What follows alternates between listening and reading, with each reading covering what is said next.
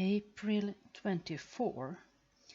Professor Nemur finally agreed with Dr. Strauss and me that it will be impossible for me to write down everything if I know it is immediately read by people at the lab. I have tried to be completely honest about everything, no matter who I was talking about, but there are things I can't put down unless I can keep them private, at least for a while. Now I'm allowed to keep back some of these more personal reports, but before the final report to the Wellberg Foundation, Professor Nemur will read through everything to decide what part of it should be published. What happened today at the lab was very upsetting. I dropped by the office earlier this evening to ask Dr. Strauss or Professor Nemur if they thought it would be all right for me to ask Alice Kinnian out to a movie. But before I could knock, I heard them arguing with each other. I shouldn't have stayed, but it's hard to break the habit of listening because people have always spoken and acted as if I weren't there, as if they never cared that I overheard. I heard someone bang on the desk, and then Professor Nemur shouted, "I have already informed the convention committee that we will present the paper at Chicago." Then I heard Dr. Strauss's voice, "But you are wrong, Harold. 6 weeks from now is still too soon. He's still changing." And then Nemur, "We have predicted the pattern correctly so far. We're justified in making an interim report. I tell you, Jay, there's nothing to be afraid of. We've succeeded. It's all positive. Nothing can go wrong now. Strauss, this is too important to all of us to bring it out into the open prematurely. You are taking the authority on yourself." Nemur, "You forget that I am the senior member of this project." Strauss, "And you forget that you are not the only one with a reputation to consider.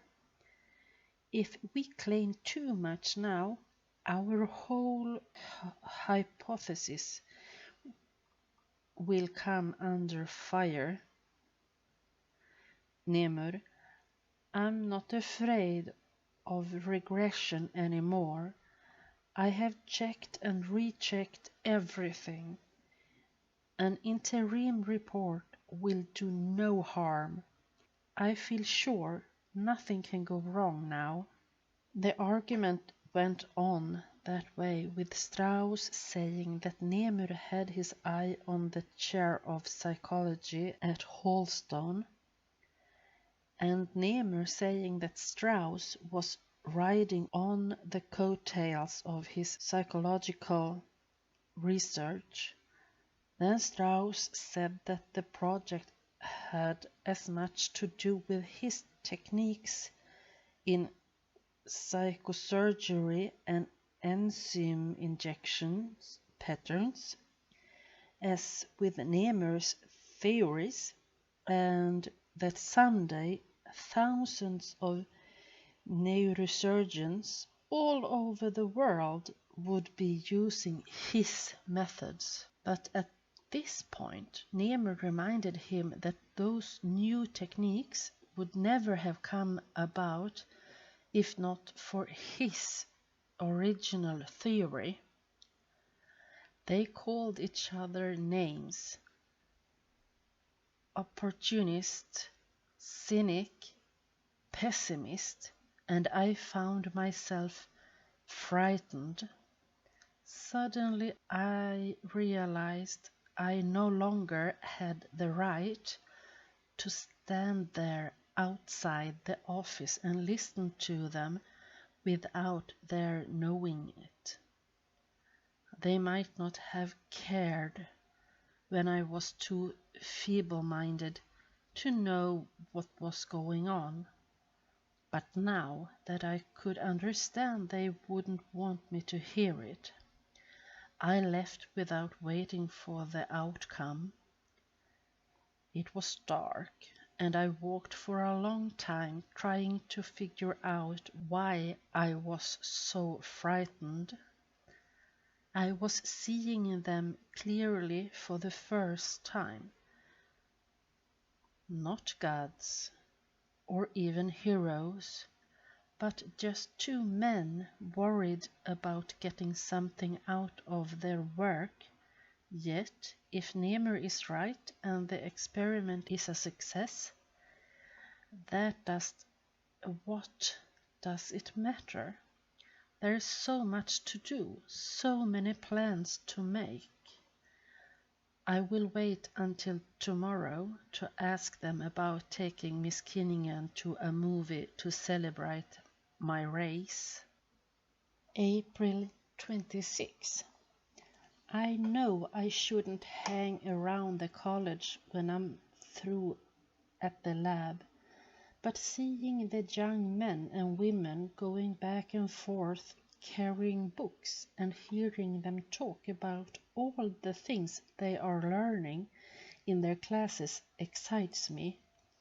I wish I could sit and talk with them over coffee in the campus bowl luncheonette when they get together to argue about books and politics and ideas.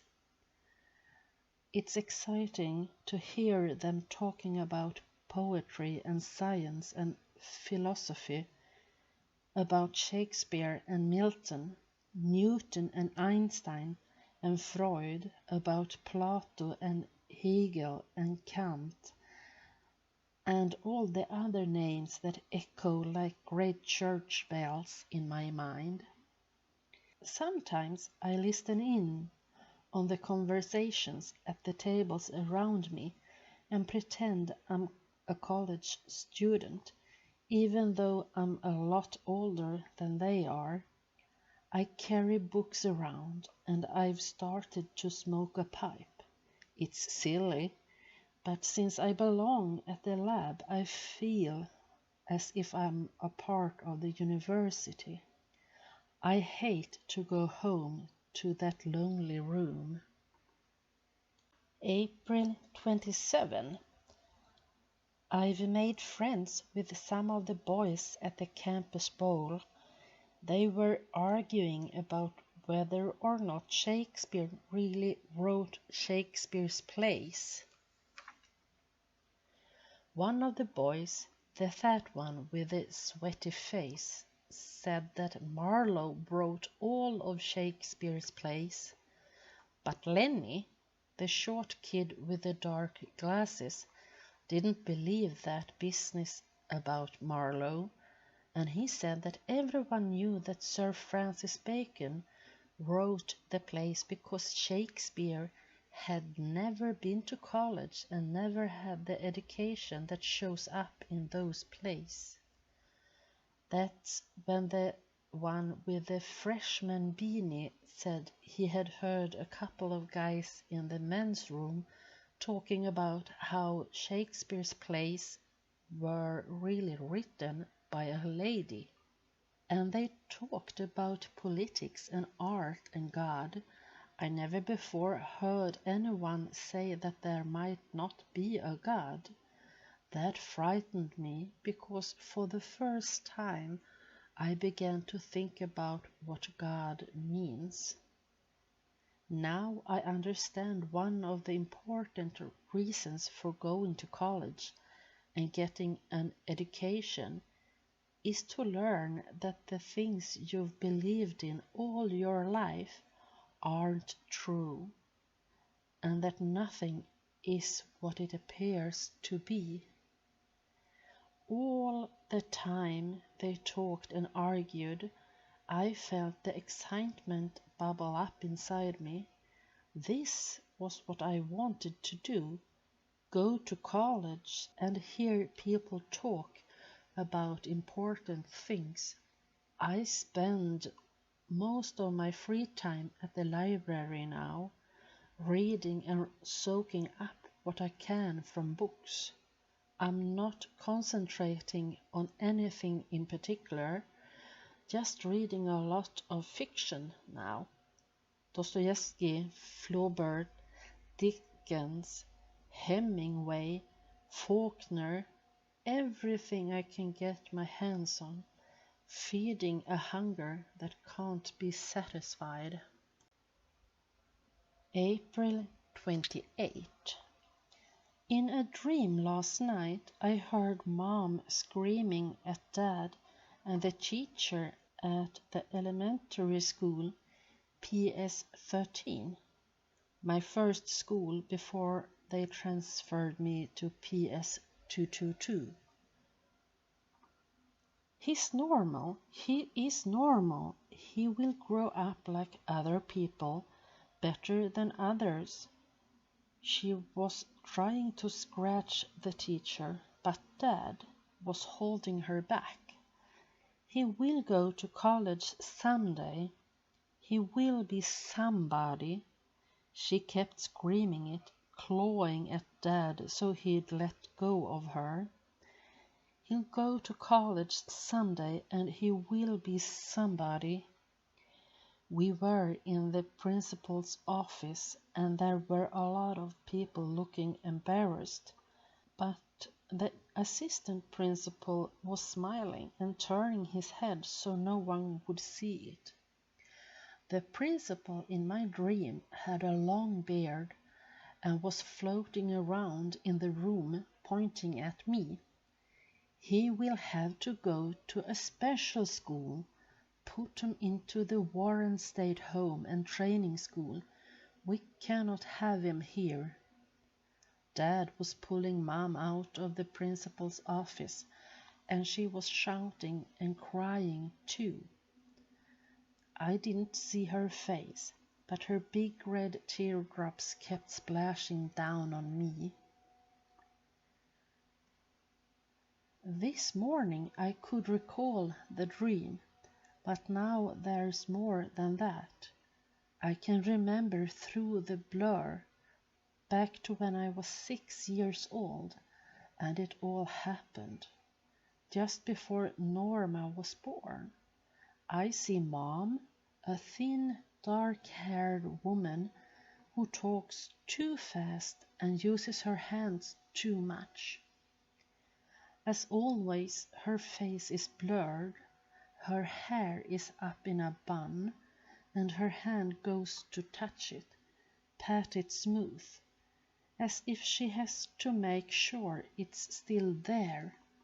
I remember that she was always fluttering like a big white bird around my father, and he too heavy and tired to escape her pecking.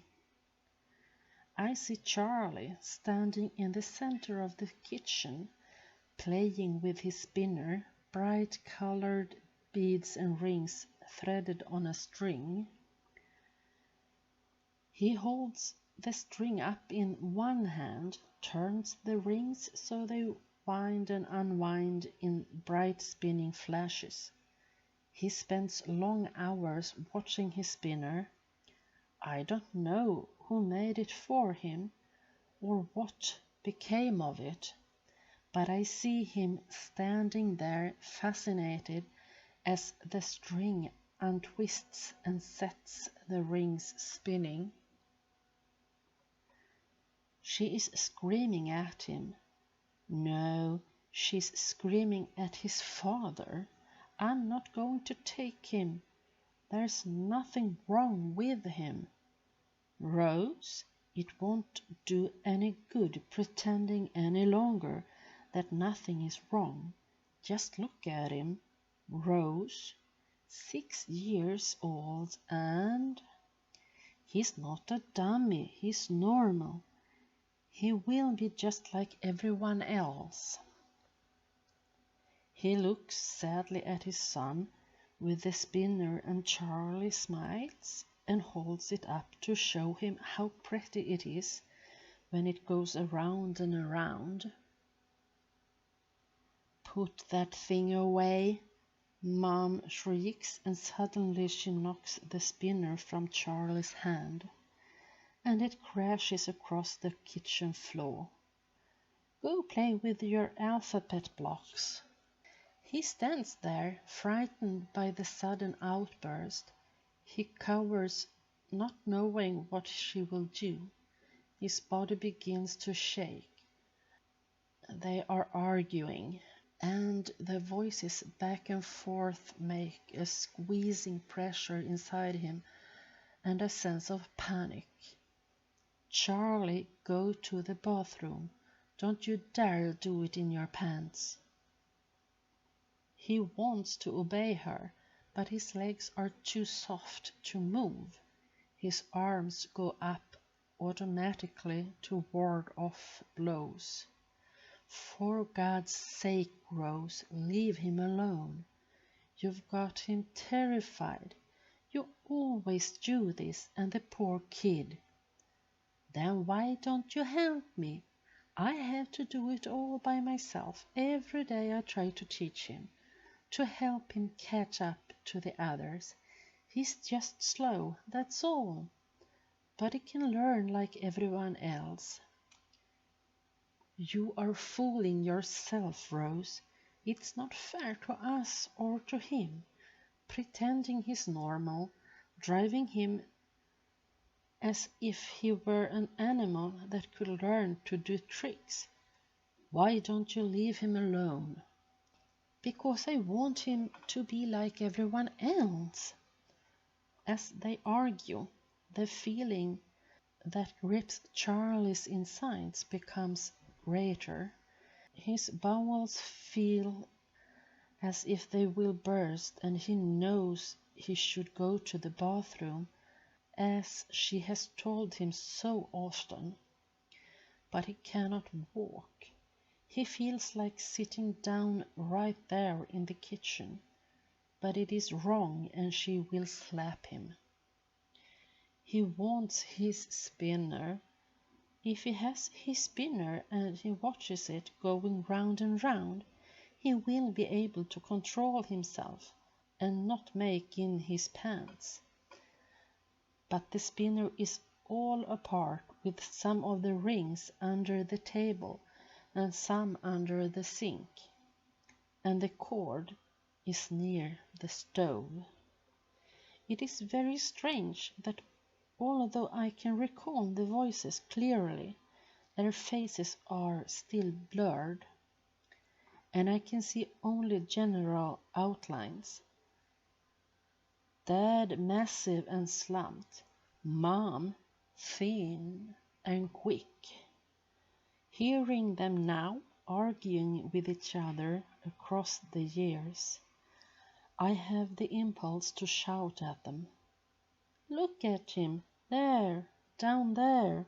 Look at Charlie. He has to go to the toilet. Charlie stands clutching and pulling at his red checkered shirt as they argue over him. The words are angry sparks between them, an anger and a guilt he cannot identify. Next September he's going to go back to PS13 and do the term's work over again. Why can't you let yourself see the truth? The teacher says he's not capable of doing the work in a regular class. That bitch a teacher? Oh, I've got better names for her. Let her start with me again, and I will do more than just write to the Board of Education. I will scratch that dirty slut's eye out. Charlie, why are you twisting like that? Go to the bathroom. Go by yourself. You know how to go. Can't you see he wants you to take him? He's frightened. Keep out of this. He's perfectly capable of going to the bathroom himself.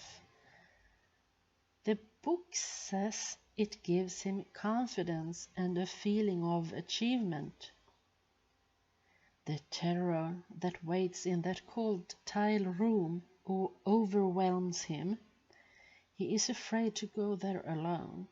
He reaches up for her hand and sobs out, "Toy, toy," and she slaps his hand away. "No more," she says sternly. "You are a big boy now. You can go by yourself. Now march right into that bathroom and pull your pants down the way I taught you. I warn you, if you make in your pants, you'll get spanked." I can almost feel it now, the stretching and knotting in his intestines, as the two of them stand over him, waiting to see what he will do. His whimper becomes a soft crying, and suddenly he can control no longer, and he sobs and covers his face with his hand as he dirties himself. It is soft and warm, and he feels the confusion of relief and fear. It is his, but she will take it away from him as she always does. She will take it away and keep it for herself. And she will spank him. She comes toward him, screaming that he is a bad boy, and Charlie runs to his father for help. Suddenly I remember that her name is Rose, and his name is Matt. It's odd to have forgotten your parents' names. And what about Norma? Strange I haven't thought about them all for a long time. I wish I could see Matt's face now, to know what he was thinking at that moment. All I remember is that as she began to spank me, Matt Gordon turned and walked out of the apartment. I wish I could see their faces more clearly.